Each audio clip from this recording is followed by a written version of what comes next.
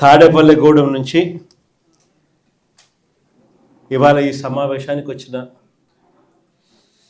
ముఖ్యమైన పార్టీ కార్యకర్తలకు, నాయకులకు, ప్రజాప్రతినిధులకు అందరికీ కూడా హృదయపూర్వకంగా వెల్కమ్. రఘుని మీ అందరినీ కూడా పరిచయం చేస్తూ ఈ నియోజకవర్గ ఇన్ఛార్జ్ బాధ్యతలు అప్పచెప్పడం జరిగింది. ఇక రాష్ట్రంలో పరిస్థితుల గురించి నేను చెప్పాల్సిన అవసరం లేదనుకుంటా. బహుశా ఈరోజు రాష్ట్రంలో పరిస్థితి ఏమిటి, చంద్రబాబు నాయుడు గారి పరిపాలన ఎలా ఉంది అన్నది నాకన్నా కూడా, మీలో ఎవరికి మైక్ ఇచ్చినా కూడా నాకన్నా చక్కగా చెప్తారు. చంద్రబాబు నాయుడు గారు ఎన్నికలప్పుడు తాను ఏం చెప్పాడు, ఎన్నికలు అయిపోయి ఇవాళ 2 సంవత్సరాలు అయిపోయింది. 3వ సంవత్సరానికి సంబంధించిన బడ్జెట్ కూడా ప్రవేశపెట్టాడు. మామూలుగా ప్రతి ప్రభుత్వము కూడా 5 బడ్జెట్లు ప్రవేశపెట్టే అవకాశం ప్రజలు ఇస్తారు. అలాంటిది చంద్రబాబు నాయుడు గారికి 3 బడ్జెట్లు ఇప్పటికే ప్రవేశపెట్టాడు. అంటే ఇక మిగిలి ఉన్నది కేవలం 2 బడ్జెట్లు. ఈ 3 బడ్జెట్లు తాను ప్రవేశపెట్టిన పరిస్థితుల మధ్య చంద్రబాబు నాయుడు గారి ఈ 2 సంవత్సరాల పరిపాలన కూడా ఒకసారి పూర్తి చేసిన పరిస్థితుల మధ్య, 3వ బడ్జెట్లో కూడా అదే రకమైన మోసాలు చేస్తూ ఉన్న పరిస్థితుల మధ్య ఒక్కసారి రాష్ట్రాన్ని గమనిస్తే, చంద్రబాబు నాయుడు గారి పరిపాలన గమనిస్తే ఈరోజు మనకు కనిపించేటివి ఏమిటి అని అంటే, సూపర్ 6లు అన్నాడు, సూపర్ 7లు అన్నాడు. ఎన్నికలకు ముందు ఇంటింటికి వెళ్ళి ప్రతి ఇంటికి బాండ్లు ఇచ్చినాడు. ఆ బాండ్ల మీద పవన్ కళ్యాణ్ గారి సంతకము, ఈయన సంతకము, ఇద్దరు సంతకాలు పెట్టిన బాండ్లు ఇచ్చినారు. త్రికరణ శుద్ధితో మేమిద్దరం కలిసి ప్రమాణం చేస్తూ ఉన్నాము, జూన్ 2024 నుంచి మీ ప్రతి ఇంటికి ఇవన్నీ వస్తాయి అని చెప్పి ఏకంగా బాండ్లు ఇచ్చినాడు. అలాంటి బాండ్లు ఇచ్చి సూపర్ 6లు, సూపర్ 7లు అని చెప్పి ఇవాళ అవన్నీ కూడా పూర్తిగా మోసాలుగానే మిగిలిపోయిన పరిస్థితుల మధ్య ఈరోజు మనం చంద్రబాబు నాయుడు గారి పరిపాలనలో మనం చూస్తూ ఉన్నాం. మేనిఫెస్టో అన్నది మన హయాంలో, మేనిఫెస్టో అన్నది ఒక భగవద్గీత కిందనో, ఒక బైబిల్ కిందనో, ఒక ఖురాన్ కిందనో భావిస్తూ 99% హామీలు నెరవేర్చినాము అని చెప్పి ప్రజల దగ్గరికి గర్వంగా తలెత్తుకొని చెప్పిన పరిస్థితి మన పార్టీ, మన హయాంలో జరిగితే, ఈరోజు మేనిఫెస్టో అన్నది చెత్తబుట్టలో పడేసిన పరిస్థితులు మళ్ళీ ఈరోజు చూస్తూ ఉన్నాం. కేవలం మారిందల్లా ఒక జగనే. జగన్ ఉన్నప్పుడు పరిస్థితి ఏమిటి, జగన్ లేకపోతే పరిస్థితి ఏమిటి అన్నది మాత్రమే తేడా. గమనించినట్లయితే ఈరోజు పరిస్థితి ఏమిటి అని అంటే, గతంలో చంద్రబాబు నాయుడు గారు చెప్పినట్టుగా జగన్ ఇచ్చేటివన్నింటినీ ఇస్తాను, జగన్ ఇచ్చేటివే కాకుండా అంతకు మించి సూపర్ 6లు, సూపర్ 7లు ఇస్తానని చెప్పిన పెద్ద మనిషి ఈరోజు పరిస్థితి ఏమిటి అని అంటే, బిర్యానీ పెట్టలేదు ఎలాగూ, ఉన్న పలావ్ కూడా పోయింది అని చెప్పి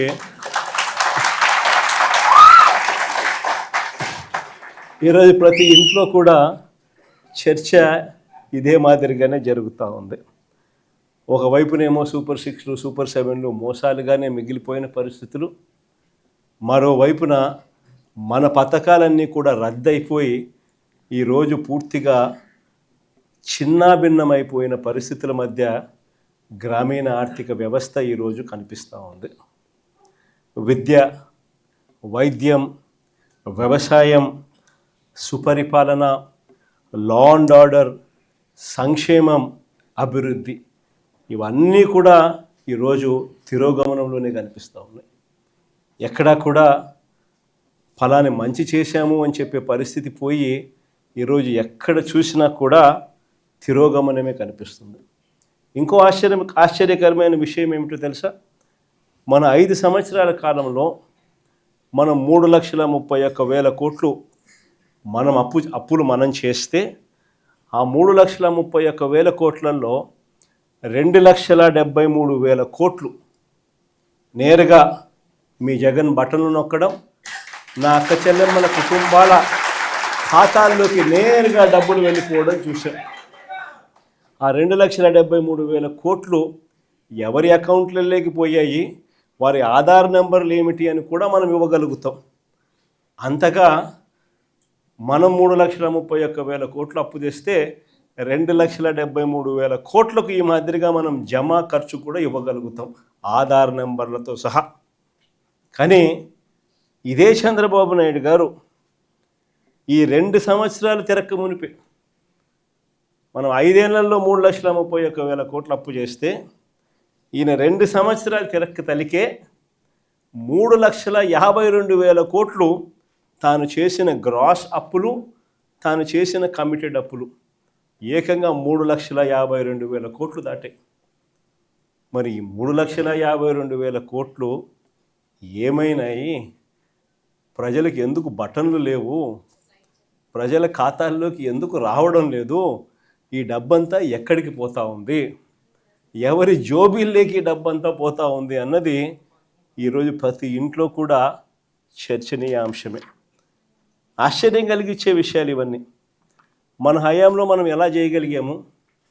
జగన్ హయాంలో జగన్ ఎలా చేయగలిగాడు?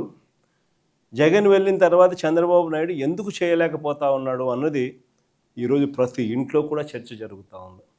ఎందుకో తెలుసా? జగన్ చేయగలిగాడు, చంద్రబాబు నాయుడు ఎందుకు చేయలేకపోతా ఉన్నాడు? కారణం ఒకటే, రాష్ట్రానికి రావాల్సిన ఆదాయాలు జగన్ హయాంలో పుష్కలంగా రాష్ట్రానికి సంబంధించిన ఆదాయాలు రాష్ట్రానికి వచ్చేటివి. ఈరోజు చంద్రబాబు నాయుడు గారి హయాంలో ఎక్కడ చూసినా కానీ దోచుకో, పంచుకో, తినుకో.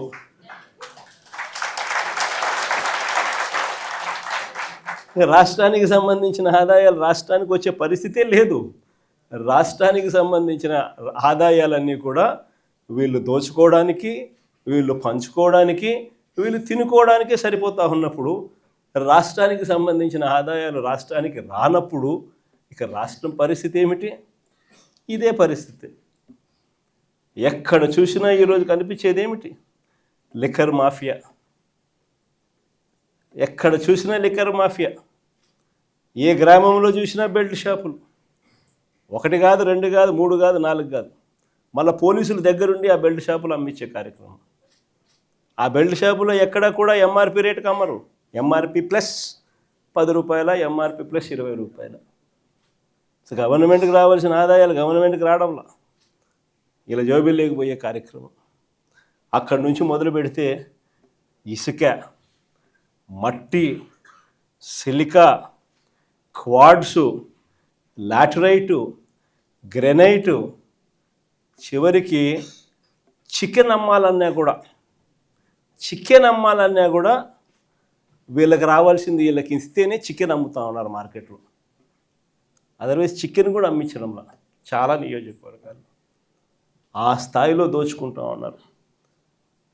అధిక ధరలకు పీపీఏలు, పవర్ పర్చేస్ అగ్రిమెంట్స్. మన హయాంలో మన ₹2.49 రైతులకు మరో 25-30 సంవత్సరాల పాటు ఉచిత కరెంట్ అన్నది రైతులకు ఒక హక్కుగా, రాష్ట్ర ప్రభుత్వం మీద భారం పడకుండా రైతులకు ఒక హక్కుగా అందించాలన్న ఆరాటంతో ₹2.49 మనం పీపీఏలు చేస్తే ఆ రోజు నానా యాగి చేసిన వీళ్ళు ఈరోజు ₹4.60 పీపీఏ చేస్తూ ఉన్నారు. ₹4.60. ఏడ ₹2.49. ఎక్కడ ₹4.60. కళ్ళ ముందరే కనిపిస్తూ ఉన్నాయి. ప్రభుత్వ భూములు పప్పులు బెల్లాలకు అమ్మేస్తూ ఉన్నారు.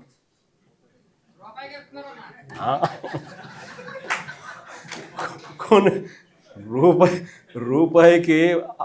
రూపాయికి షాపుకు పోతే చాక్లెట్ వస్తుందో లేదో నాకైతే తెలియదు, కానీ ఆంధ్ర రాష్ట్రంలో మాత్రం రూపాయికి భూములు, కోట్ల విలువ చేసే భూములు మాత్రం వస్తూ ఉన్నాయి. కళ్ళ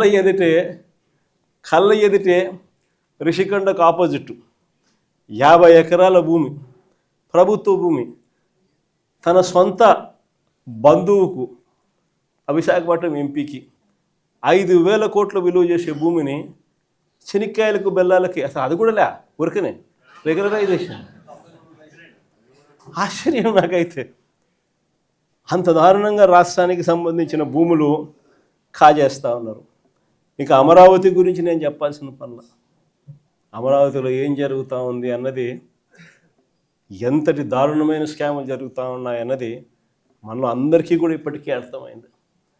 స్క్వేర్ ఫీటు కట్టడానికి 5 స్టార్ ఫెసిలిటీస్తో హైదరాబాద్లో కానీ, చెన్నైలో కానీ, బెంగళూరులో కానీ ఎక్కడైనా కూడా కట్టడానికి అయ్యే ఖర్చు 4,500 దాటదు. ఇది 5 స్టార్ లాబీసు, ఇటాలియన్ మార్బులు ఈ స్థాయిలో కట్టే కార్యక్రమాలు చేసినా కూడా అమరావతిలో మాత్రం 12,000, 14,000 అడుగు ఖర్చు. రోడ్లు వేస్తూ ఉన్నారు, 6 లేన్ రోడ్లు. నేషనల్ హైవేలు టెండర్లు పిలిస్తే 20 కోట్లు వస్తూ ఉంది. ఇక్కడ మాత్రం 53 కోట్లు లేను. ఎక్కడా లేని స్కాములు. ఎవరి స్కాముల్లో భాగస్తులు అని అంటే సాక్షాత్తు రాము, ఈనాడు వియంకుడు, బిఎస్ఆర్, బలుసు శ్రీనివాసరావు, చంద్రబాబు నాయుడు బినామీ, అంతా వీళ్ళే. వీళ్ళకి మళ్ళీ ఏంది కొత్తగా మొబిలైజేషన్ అడ్వాన్స్. ఇంతకుముందు ఎప్పుడూ లేదు మొబిలైజేషన్ అడ్వాన్స్ చేయడం ఏంది కొత్తగా. ఇంతకుముందంతా వర్కులు చేస్తే బిల్లు ఇచ్చే పరిస్థితి. ఇక్కడ చంద్రబాబు నాయుడు హయాంలో వర్కులు చేయాల్సిన పనిలే. కాంట్రాక్టర్లు మనోళ్ళే, మనకు సంబంధించిన వాళ్ళే, ఈనాడు, బలుసు ఇల్లే, అంతా ఇల్లే. అడ్వాన్సు 10%, ఒక్కొక్కరికి 6,000 కోట్లు వర్కులు అంటే ఒక్కొక్కరికి 600 కోట్లు అడ్వాన్సులు. వర్కులు చేయడం కదా దేవుడు వరకు ఫస్ట్ మొబిలైజేషన్ అడ్వాన్సులు 600 కోట్లు ఒక్కొక్కరికి. ఈ స్థాయిలో దోచేస్తూ ఉన్నారు. ఎక్కడా కూడా రాష్ట్రానికి సంబంధించిన ఆదాయాలు ఇక రాష్ట్రానికి ఎలా వస్తాయి? రాష్ట్రానికి సంబంధించిన ఆదాయాలు ఇలా కొల్లగొడుతూ ఉంటే ఇక రాష్ట్రంలో ప్రజలు, పేదలు, మధ్యతరగతి వర్గాలు వీళ్ళ పరిస్థితి ఏమిటి? ఈరోజు ఆశ్చర్యకరమైన విషయం ఏంటంటే ఏ రైతుకు కూడా ఈరోజు గిట్టుబాటు ధర రావడం లేదు.